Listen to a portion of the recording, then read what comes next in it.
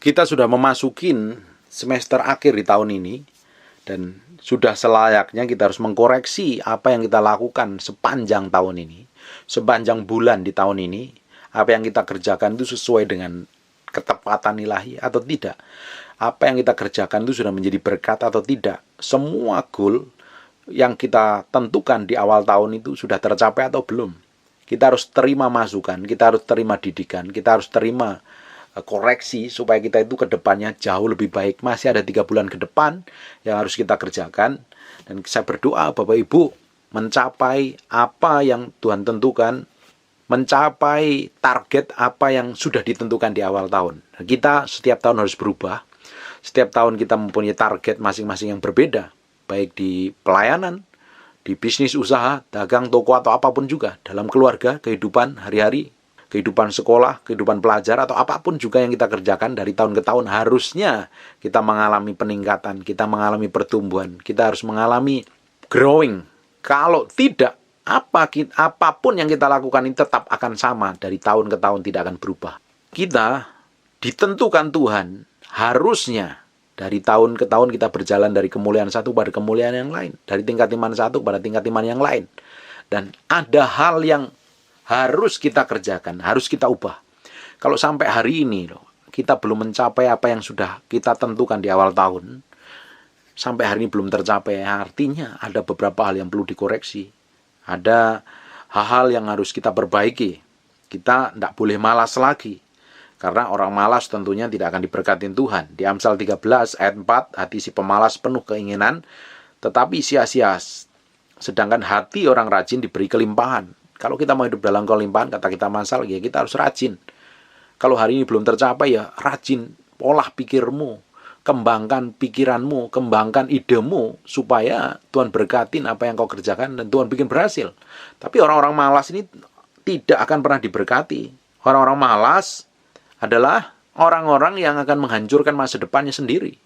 Tetapi orang yang rajin, orang yang punya ide brilian, apalagi akhir-akhir ini kita harus memakai benar-benar hikmat Tuhan. Kita minta hikmat Tuhan dari semua bisnis, usaha, dagang kita, usaha kita terus meminta hikmat Tuhan. Karena Tuhan butuh kita ini diperbarui hari ke hari. Sebab Tuhan selalu berikan hikmat dan pengertiannya setiap hari itu selalu baru. Dan dunia pun hari ini berkembang, dari perdagangan, dari segi bisnis, semuanya berubah. Dan kita harus benar-benar belajar bagaimana mengikuti perubahan tersebut. Bukan berarti kita berubah seperti orang dunia, tapi pola pikir kita harus mengikuti. Kita harus bertumbuh, mengupgrade diri, supaya di sisa 3 bulan terakhir ini, apa yang kita targetkan di awal tahun itu akan berubah. Jangan pingin perubahan, jangan pingin hasil yang berbeda, tapi kita tidak melakukan perubahan. Bapak Ibu, orang dunia kenal namanya insane atau gila atau edan. Artinya, pingin hasil yang berbeda, tetapi yang dikerjakannya tetap sama terus. Kalau kita memiliki pingin hasil yang berbeda di tahun 2021, berbeda dari tahun 2020, kita harus melakukan lebih dalam hal apapun juga. Dan kita harus minta Tuhan, petunjuk Tuhan, hikmat Tuhan atas segala sesuatu yang kita kerjakan. Kalau apapun yang kita ambil, tindakan apapun, keputusan apapun yang kita ambil dalam segi kehidupan apapun, mau bisnis, toko, usaha, pekerjaan, jabatan, karir, atau apapun juga, harus kita dengar suara Tuhan dan dilakukan. Kalau kita dengar suara Tuhan dan lakukan, ujungnya Tuhan pasti akan bikin kita sukses dan berhasil.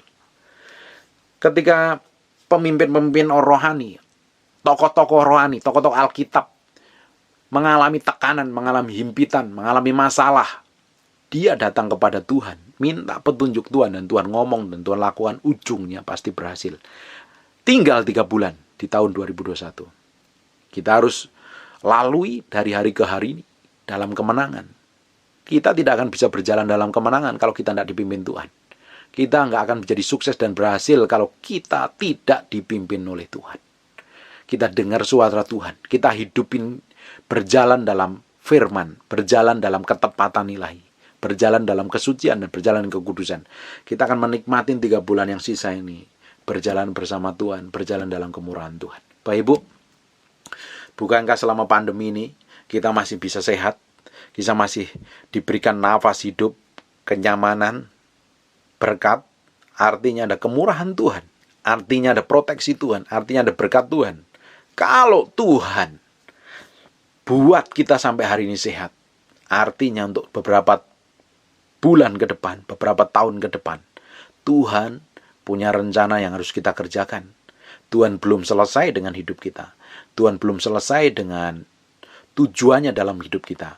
Kita harus mengerjakan apa yang menjadi tujuan Allah dalam hidup kita. Hidup kita akan dibikin berhasil. Kerjakan segala sesuatu seperti mengerjakannya untuk Tuhan. Jadilah orang yang rajin.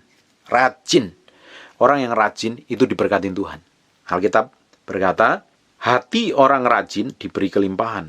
Orang yang rajin diberi kelimpahan. Tetapi orang yang malas hanya mendatangkan kemelaratan di masa yang akan datang. Bapak Ibu, saya berdoa waktu yang sisa ini pakai dengan sepenuh hati. Kerjakan segala sesuatu seperti mengerjakannya untuk Tuhan. Dan saya percaya dengan kesetiaan, dengan ketulusan, dengan kemurnian hati, apapun yang kita kerjakan, ujungnya Tuhan akan berkati dan Tuhan akan promosi dan Tuhan sendiri yang akan dimuliakan. Amin. Izinkan Tuhan intervensi hidupmu hari ini. Kalau terima teguran, terima didikan, terima nasihat dari orang lain, terima. Karena ujungnya kita akan menjadi orang yang bijak, kita akan menjadi orang yang memiliki hikmat dan pengertian, dan apa saja yang kita kerjakan, Tuhan akan bikin berhasil. 3 bulan ke depan ini, kita sama-sama akan melihat perkara-perkara besar yang Tuhan kerjakan. Sepanjang kaki kita ini melangkah dalam jalurnya Tuhan. Sepanjang hati kita ini tidak meleset dari apa yang Tuhan mau dan Tuhan kehendakin. Kita dipimpin berjalan dalam pusat kehendaknya. Kita akan menikmatin apa yang Tuhan janjikan. 3 bulan ke depan akan menjadi bulan-bulan keemasan. Jadi tahun ini menjadi tahun berkat dan kelimpahan. Menjadi tahun di mana Tuhan memproteksi dan menjagai. Tuhan akan menjadikan kita berkat bagi banyak orang. Dan apa saja yang kita kerjakan, Tuhan akan bikin berhasil. Dan saya berdoa untuk beberapa bulan ke depan ini, orang yang merindukan mujizat akan mengalami, merindukan terobosan akan mengalami, orang-orang yang pingin dijamah Tuhan akan dijamah Tuhan. Orang yang memiliki hutang bisa menyelesaikan hutangnya dengan baik, diberikan hikmat untuk suatu pekerjaan yang baik di masa yang akan datang, dan bisa menghasilkan uang dan hutangnya bisa tertutupi dengan baik. Ada hal yang ajaib untuk 3 bulan ke depan ini. Kita akan menikmati berkat Tuhan yang powerful sekali.